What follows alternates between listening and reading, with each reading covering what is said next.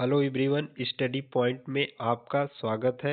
आज हम बात करेंगे प्रमुख फल, सब्जियां आदि के खाने योग्य भाग, यानी कि किस सब्जी या किस फल का कौन सा भाग खाया जाता है। इस वीडियो में पूरी चर्चा करेंगे आपसे, क्योंकि इससे जुड़े आपके एग्ज़ाम में क्वेश्चन पूछे जाते हैं। तो यह टॉपिक आपके लिए बहुत ही इम्पोर्टेंट है। तो चलिए वीडियो को शुरू करते हैं बिना किसी देर के। तो यहाँ पे दिया है कि जो मूली है, गाजर है, सलजम है, चुकंदर है, यह जो आपका खाने योग्य इसका भाग होता है, इसका खाने योग्य भाग जड़ होता है। क्योंकि मूली, गाजर, सलजम और चुकंदर के किस भाग को खाते हैं हम लोग? जड़, जो उसके रूट का भाग होता है उसी को खाते हैं। इसका याद करने का ट्रिक होगा कि जो सलाद में जो चीज़ें हम लोग खाते हैं, सलाद में क्या खाते हैं? सलाद में मूली खाते हैं, गाजर खाते हैं, सलजम खाते हैं, चुकंदर खाते हैं। तो ये चार चीज़ें हमने सलाद में खाई, इसके अलावा प्याज भी खाते हैं। लेकिन प्याज का हमें याद रखना है कि प्याज का हम लोग जड़ नहीं, तना खाते हैं। तो जो सलाद में खाते हैं उनके सभी भाग, मूली, गाजर, सलजम, चुकंदर का जड़ खाते हैं। और तना की बात करें तो जो आलू, हल्दी, अदरक, प्याज, लहसुन, अरवी, इन सभी के खाने वाला भाग जो होता है वह तना है। तो इसके याद करने की ट्रिक की बात करें तो आलू की जब सब्जी बनाते हैं तो उसमें क्या क्या डालते हैं? उसमें हल्दी भी डालते हैं, अदरक भी डालते हैं, प्याज भी पड़ती है, लहसुन भी पड़ता है। तो और आलू भी, क्योंकि आलू की सब्जी है तो आलू तो डालेंगे ही। तो जो आलू से बनने वाली चीज़ें, जो आलू की सब्जी बनती है तो उसमें ये सारी चीज़ें पड़ती हैं। तो इससे आलू का हमने तना खाते हैं हम लोग। तो इसी से आप इसको इंटरलिंक करके याद कर सकते हैं कि आलू की सब्जी में जो जो भी डाला जाता है उसके जो खाने योग्य भाग है वह तना है। और इसके साथ एक एक्स्ट्रा पॉइंट याद करेंगे कि जो अरबी है उसका भी हम लोग तना भाग खाते हैं। चलिए आगे की तरफ बढ़ते हैं। अगला है सेव।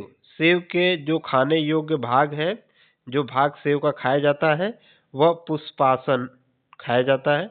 तो इसे याद करने का ट्रिक होगा सेव, यानी यस ए भी ई भी कह सकते हैं। एप्पल मीन सेव होता है, लेकिन सेव को यस ए भी ई भी कह सकते हैं। इसका मतलब होता है सुरक्षित। तो कोई अपने आप को सुरक्षित कैसे रखता है? अगर वह आसन, यानी योगा में आसन और पुशअप करे तो उसकी शरीर क्या होगी? स्वस्थ होगी, यानी उसकी शरीर सेफ रह जाएगी, होगी। तो इससे आप इसको इंटरलिंक कर सकते हैं कि सेव का किस भाग को खाते हैं? पुष्पासन। दूसरा पॉइंट है नाशपाती। अगर इसको आप पढ़ें तो देख रहे हैं, पढ़ सकते हैं नाशपति, यानी जब किसी महिला का पति मर जाता है तो उसकी आत्मा की शांति के लिए उस पे लोग पुष्प फूल अर्पित करते हैं, श्रद्धांजलि देते हैं। तो इससे आप इसको लिंक कर सकते हैं। नेक्स्ट पॉइंट है नारियल। नारियल के किस भाग को खाया जाता है? तो नारियल में देखेंगे नारी, तो नारी से आप इंटरलिंक कर सकते हैं भ्रूण पोष। तो जो नारी होती है वह भ्रूण को पोषित करती है, यानी कि जो इम्ब्रियो होता है उसको पोषण कौन देता है? नारी ही देती है। तो आप इससे नारियल से भ्रूण पोष को याद कर सकते हैं। मक्का, मक्का यानी माँ का, तो माँ का भ्रूण पोषण, यानी माँ ही भ्रूण को पोषित करती है, पोषण देती है। अगला पॉइंट है गेहूं। गेहूं का जो खाने योग्य भाग है वह भ्रूण पोष और भ्रूण दोनों गेहूं के खाया जाता है। चना की बात करें तो चना की बीज खाने वाला योग्य भाग जो होगा वो बीज पत्र और भ्रूण है, यानी जो चना का खाने योग्य भाग है वह बीज पत्र एवं भ्रूण है।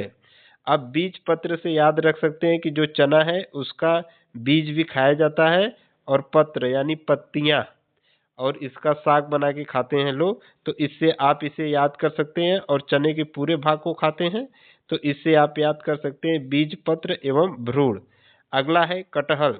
कटहल कटहल का जो खाने योग्य भाग है वह परिदल पुंज एवं बीज है, यानी बीज भी खाया जाता है कटहल का और परिदल पुंज भी खाया जाता है। इसे याद करने का ट्रिक है, कटहल में देख रहे हैं हल, हल जब भी चलाया जाता है तो ग्रुप होता है, किसका?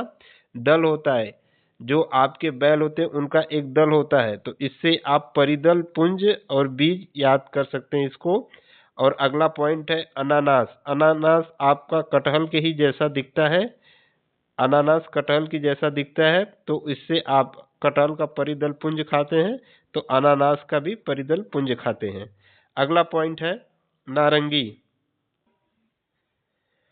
नारंगी, नारंगी को जब आप कट करते हैं, नींबू हो गया, नारंगी हो गया, संतरा हो गया, तो उसमें आपको पतले पतले रेशे यानी हेयर की तरह दिखते हैं।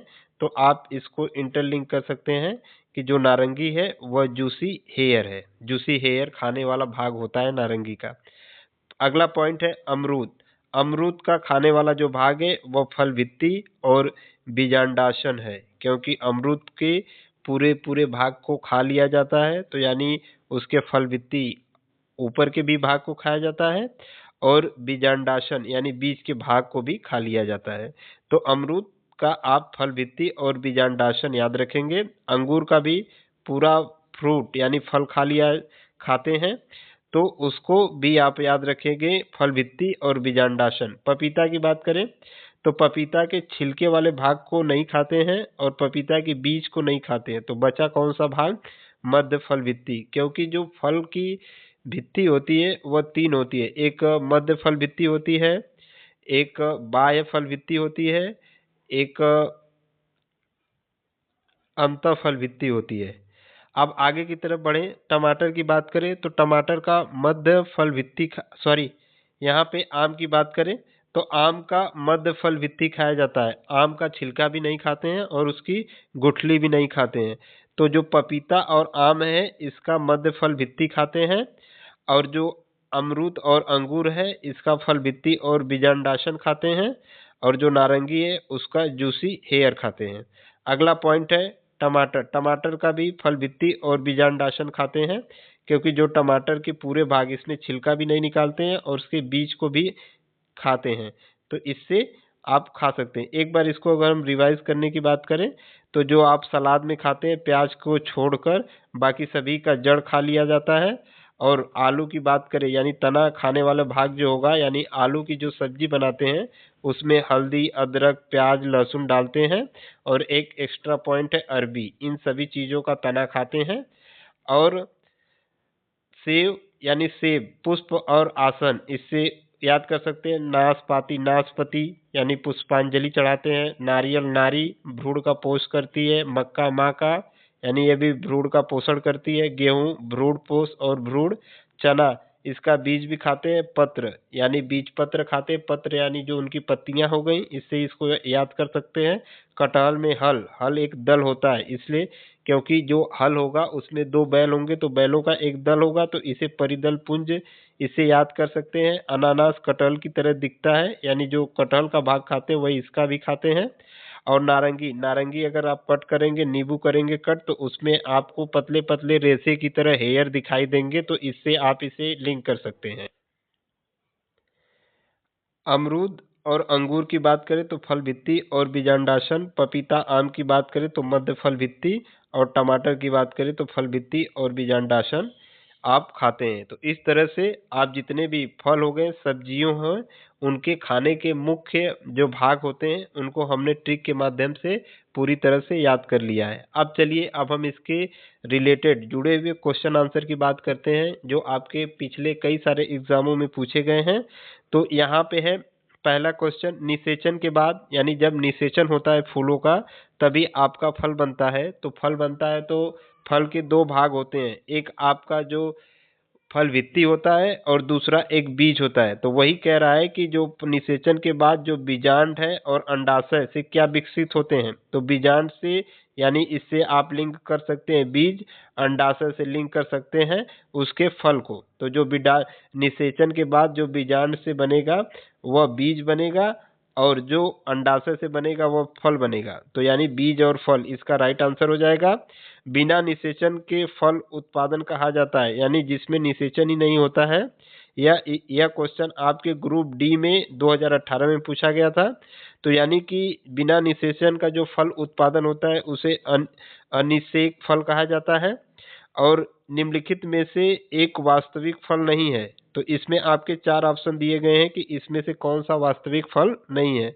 तो यह इसका राइट आंसर होगा सेव। सेव को वास्तविक फल नहीं माना जाता है, क्योंकि जो इसका जो सेव का फल बनता है तो यह उसके पुष्प वाले भाग से, पुष्पासन से बनता है। तो क्योंकि अंडाशय से बनने ही वाले जो फल होते हैं उसी को हम लोग वास्तविक फल यानी सत्य फल मानते हैं। आगे की तरफ बढ़ें। अगला है आम का खाने योग्य भाग क्या है। आम का जो खाने जाने वाला भाग है वह मीसोकार्प है। मीसोकार्प यानी मध्य भाग होता है। और सेव और नाशपाती का खाद्य हिस्सा कौन सा है, तो पुष्पासन। और नारियल के फल खाने योग्य हिस्सा है तो यह आपका एंडोस्पर्म है, यानी जो नारियल यानी भ्रूणपोष, यानी नारी क्या करती है, भ्रूण को पोषण देती है। आगे की तरफ बढ़े। फलों के अध्ययन को कहा जाता है पोमोलॉजी। और एक वास्तविक फल जिसका विकसित होता है, तो जो वास्तविक फल बनता है वह केवल अंडाशय से ही बनता है, उसके निषेचन के बाद, फूल के निषेचन के बाद। सत्य फल किससे विकसित होता है, तो जो सत्य फल होगा वह अंडाशय से ही विकसित होगा। आज के वीडियो में बस इतना ही। धन्यवाद।